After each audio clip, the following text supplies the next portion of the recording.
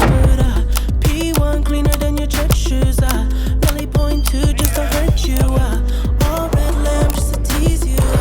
None of these toys only. Okay, so this is the Samsung Galaxy Z Fold 8, okay? And I've been using this phone for the past week now. My thoughts on this have gotten much more nuanced, and I'm going through the internet. They're missing some like absolutely key information about this device. Like I'm seeing stuff that people aren't even talking about right now. Make sure you guys are locked in for this video because this video is not sponsored by Samsung or anybody. This is gonna be a no holds bar, and I'm gonna tell you everything you need to know and why I think this might genuinely actually beat the iPhone Fold before it even comes out. Okay.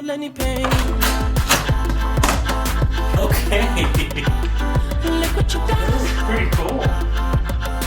Here we are. First time in London for me actually, so I'm like really excited to like explore the city, see this place for the first time. Just got into the hotel room and I just ordered Uber Eats. It just got here, so I'm gonna relax for a bit.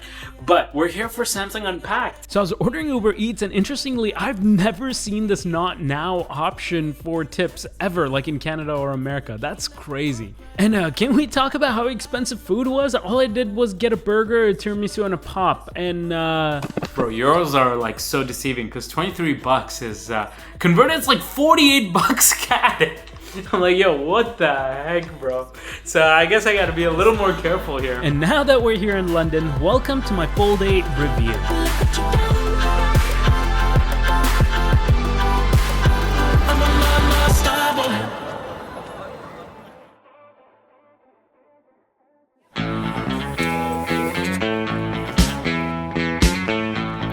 Okay, so let's start off with content capture, okay? This is always like a really good opportunity for me to actually check out the devices before Samsung Unpacked itself. And it's also a great opportunity to check out all the different colors. Now, I've done a much more deep dive on the colors in my last video, so I'm gonna leave that there. But my favorite this year is definitely lavender. I love that it's not too pastel-y and it almost has a smoky look to it. Although pistachio has been a crowd favorite. Now, I have a theory here, and obviously Samsung's not gonna confirm or deny this, but I have a feeling that we have pastel-y, more lighter colors on the Fold 8 versus more starker, darker colors on the Ultra, because I have a feeling they're going to discontinue the Flip series. Now, obviously this has no bearing whatsoever and it's just a hypothesis, but yeah.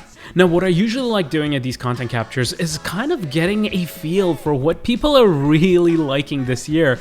And unsurprisingly, this was the answer for pretty much everybody I spoke to. Real quick, on the spot. Favorite devices, Fold 8 or Fold 8 Ultra? Fold 8, I like the new form factor. I would go black, I think. Fold 8 or Fold 8 Ultra? Don't do it, Jimmy. Don't make me choose. The freaking Fold 8. Fold 8? Which color? The pink one. What do you? These aren't hard Wait, there is questions. no pink one. You know, the purple one. Lavender? Yeah, well, okay, no, this is the problem. If you want colors, don't look to this lineup. What happened? We had this beautiful blue, royal blue action. Yes. Come on. No, but the lilac one, whatever the hell they call it. It's awesome. Z Fold 8. 8? 8. Not the Ultra?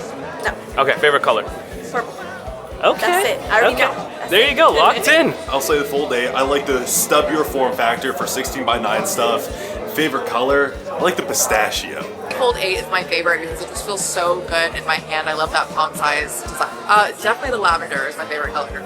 It's like I didn't think I would like it, the portrait style, but after you hold it in your hand and you scroll reels on the outside screen, it actually is pretty good. The pink Z Flip 8. I just love taking selfies on it because you can use the back camera to take selfies of yourself. So they always come out A1. Fold 8 looks pretty. Black. Does that have anything to do with our colors? Carlson way. I'm gonna go with the Ultra.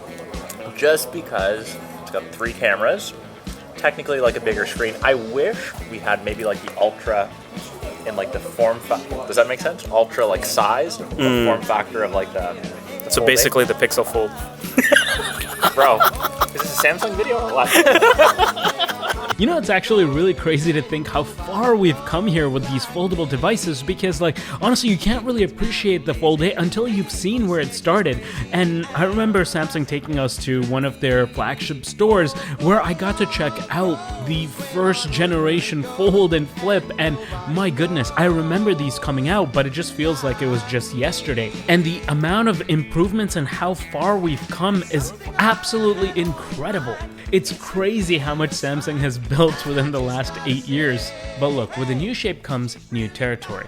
And this has completely changed the way that I actually experience foldables.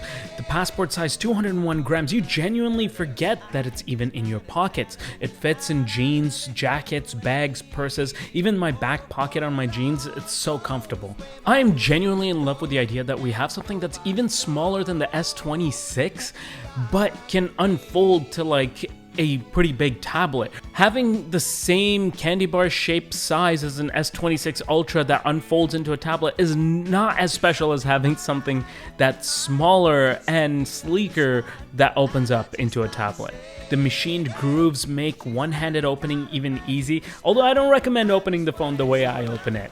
Back here. Oh, snap! That was nice. Yeah, it's a one-handed device. Nice. Who said it's not? Bro, I was using this phone one-handed, even open, like flip this thing open, even typing, you can push the keyboard to like one side and type with it.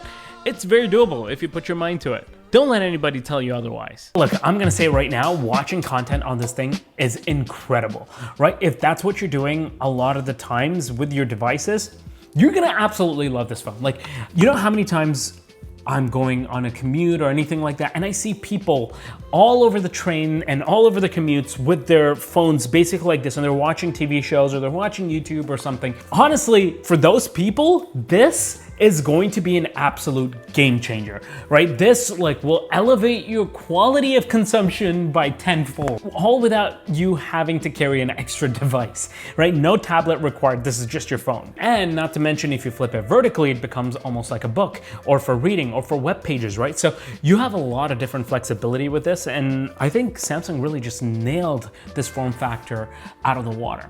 Also guys, can we talk about this 3D emulation of Pokemon Yellow that I was able to get running on this device? My goodness, because of the form factor and 4x3 and everything, this thing looks absolutely incredible, or even in widescreen. Walking around Pallet Town with my little Pikachu in tow, oh man, this brings back so many memories. If you want to actually see how I got this done, make sure you guys are following me on Instagram as well as subscribe to me on this channel. I'll probably do a breakdown of this. Okay guys, small request here.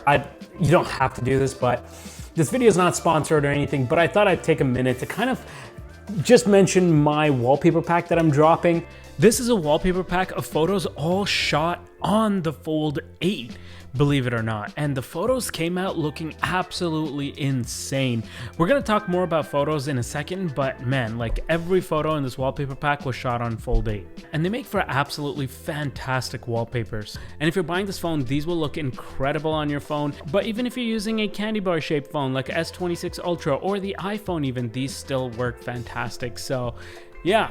Let me know what you guys think. If you did support your boy, then let me know in the comment section down below. This phone is not all perfect, and that's the reason you actually come to this channel, because I'm gonna give you the full lowdown. Here are some of the cons as well. But first, I had to watch the World Cup finals in England. Can you imagine if England was actually in the finals? Oh, that would have been incredible. But nonetheless, VAR is too powerful of an opponent. But the best part of watching the finals was getting to meet Andreas the next day, who is a staunch Messi fan. Hey Andreas, sorry about last night, bro. Sorry, man. Sorry, man. Sorry you don't have a World Cup. Sorry, what? What did you say? That you don't have a World Cup. Athleticism to achieve greatness. Messi is naturally gifted, and he doesn't have to exert, you know. Ronaldo has to use athleticism as well as like mindset to achieve a similar level. I agree. Damn, Andre's getting schooled right now. Messi's doing greater things than them. What greater things? What greater things? Messi, Ronaldo is definitely the most hardworking footballer we've seen. And absolutely. He has done more to the sport. Yeah, he has. He has. Come on. That's inarguable. Have you seen Messi play? You played football. And how much harder do you have to work to get to that? Infinitely harder. Yeah, so of course.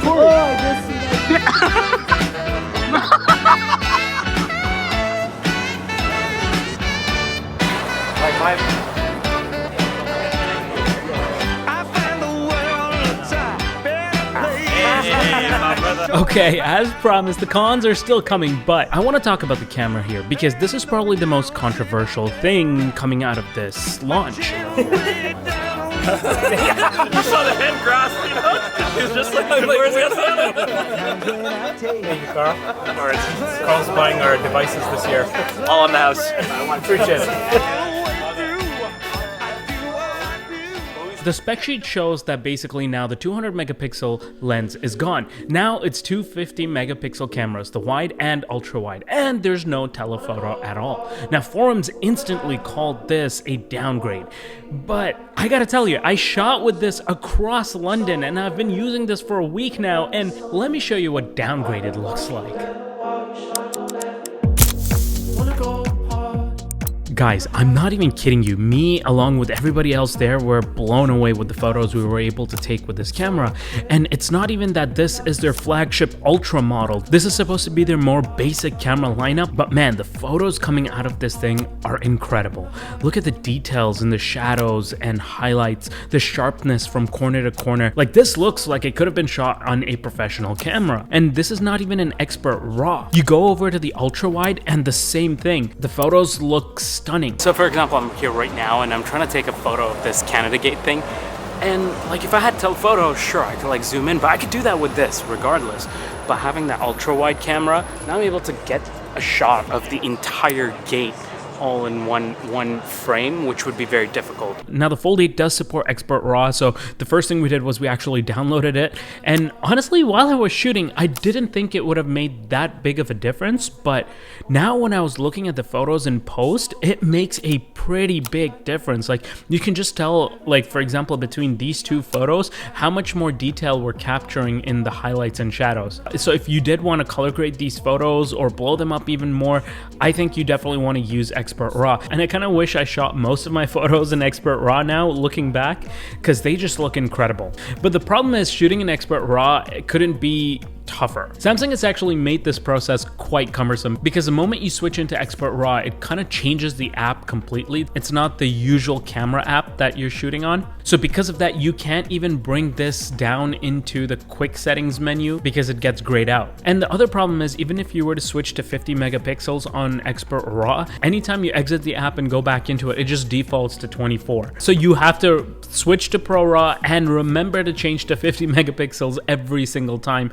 which can get very annoying. But look, even more than Expert RAW, what actually kind of blew me away was how good the telephoto photos that are coming out of this thing. Like, keep in mind, this has no telephoto camera, right? But even the digital zoom, like, just look how far I'm standing right now, and look at the photo I'm able to get here, and look at the clarity and the details, and man, this actually blew me away. Don't let anybody tell you not to pick up this phone because of no telephoto lens, because honestly, for majority of people, like, this is more than enough. Like, what more do you really need? The image processing and AI upscaling that Samsung is using here, I'm not sure if it's like a Gemini model or what's happening here, but whatever this magic is, it's working. Now, over on the video, this thing is equally impressive. We're talking full log capabilities here. Like, Samsung did not nerf this phone at all. Just take a look at some of the samples that are coming out of this phone and tell me that's not a really good camera. The dynamic range coming out of this thing is really good for something that is not meant to be their ultra lineup. You know what I mean? I was also able to push some grades and try to get somewhat of a film look out of these. And if you weren't going to push them this hard, it would probably even look better. But the footage does seem to hold up with whatever I'm trying to do here. Not to mention the stabilization here on the video mode is pretty good. The stabilization is so good. I will say you looked funny recording on like A little dinky, right? Yeah. I will admit, that is true. Because of this new form factor and the phone being so much smaller, it does look a little bit odd. But it definitely makes up for this by allowing you to use the back cameras, which are significantly better than the front-facing camera, to film yourself and be able to see what you're filming. And that's one of the big benefits of having a foldable. And because these cameras are so good, you can record up to 8K and you can record in log and everything and still be able to see yourself film. Okay, so now that we're a week in, have my thoughts at all changed on this form factor? So there are naturally pros and cons, and as you actually start to use this for like a full week, those pros and cons start to hit you a little bit harder, because initially when you get this device, like it's new, you have that newness factor, that excitement, right? And you're happy to like play around with it, you love the form factor, but the small annoyances and the small like pros kind of start adding up the more and more you actually start to get usage out of this device. And that's exactly where I'm at right now. I'll be honest with you guys, okay? So one of the cover screen on this phone, okay, it can be a pro and a con, right? On the bright side, I love how it fits in my hand. Everything feels very within reach. I can one-handed use this phone without any issues. I can type on it one-handed. I can browse on it one-handed. I love that. But other than that, I would say using this cover screen sometimes feels a little bit too tight, right? It feels a little bit lacking. Like sure, the front cover screen fits social media content pretty well, but the video you see is also shrunken down significantly compared to what we're used to. And not to mention this wide aspect ratio is new, so even apps like Instagram, you'll see things just shifted to the left and a bunch of dead space over on the right. Sometimes, don't get me wrong, I feel like this is perfect because I don't want a nice big screen experience on the front screen. Just quickly like, you know, do whatever work I need to do, just check that email, that notification, shut it, put it in my pocket, and I'm good to go. But a lot of times I'll be browsing short form content and it's so lacking that I'm like, nah, I just gotta go on the inner screen. And then when you get to the inner screen, the problem is for short form content or consuming like web pages and stuff, this format isn't ideal, right? Everything is just so wide. You're not getting a full picture that you're used to getting on like Fold 7 or the Fold 8 Ultra. And same thing goes for typing. Like I actually enjoy typing on the front cover, but it does take up quite a bit of space vertically. And when you open up the phone, the keyboard is just so far apart. Like it's just, I'm not used to this yet. But of course, this problem again gets solved the moment you go into portrait. But I generally think that's what actually makes this device so special. Yes, it is a little bit annoying that you have to go into portrait mode for certain things, but you can very well go into portrait mode and still get that same huge screen for browsing social media or reading books or web pages and still get that same experience you would get from like a Fold 7 or a Fold 8 Ultra. Not to mention in 4:3, this is the exact size of a lot of the photos that people post online. So the way the photos fill up your screen, it just looks incredible. You almost have like this frameless design. Plus, of course, you can watch movies the way Nolan intended. I had to do it. Also, can we quickly talk about how we can literally have 3 apps side by side now because of this wider display? Dude, like this is like a productivity powerhouse. I also like being able to angle the screen to watch content if I'm kind of like folding laundry or kind of moving around the house. Now, another con I want to quickly mention here is the IP48. Like, yes, it's going to be water resistant, but I would like dust resistance on this as well. I don't want to be kind of like tippy-toeing around like beaches and like around like different areas just because I'm worried of some like dust or some debris getting into this hinge and destroying this phone, because it's a very expensive phone nonetheless, right? Also, not to mention this hole punch camera on the inner display. After having like under display cameras, like why can't we do the same thing again? Not to mention I also do miss S Pen support. Probably the technology is not there yet, or maybe they're still under development. Also, privacy display. Would have been nice to have just at least a privacy display for the front cover. I really love that feature from my S26 Ultra, so if we could bring that over to this, that would be great.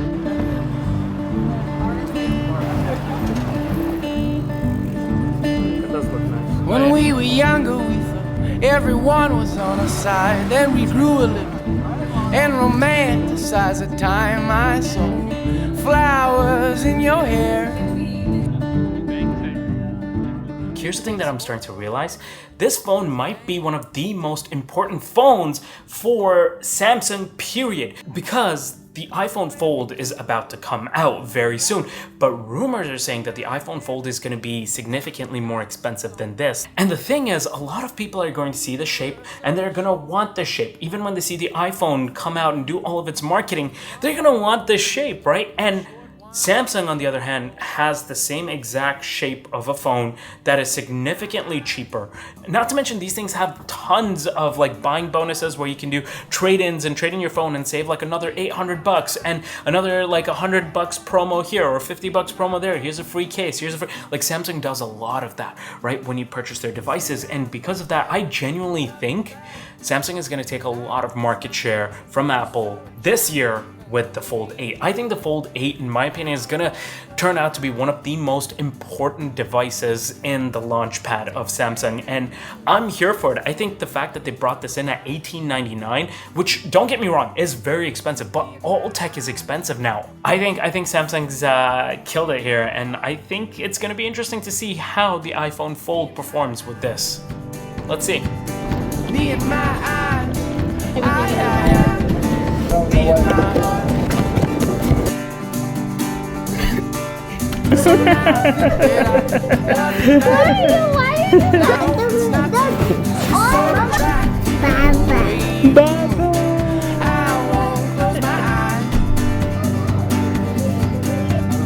takes a man to live, it takes a woman, make him compromise. So be it my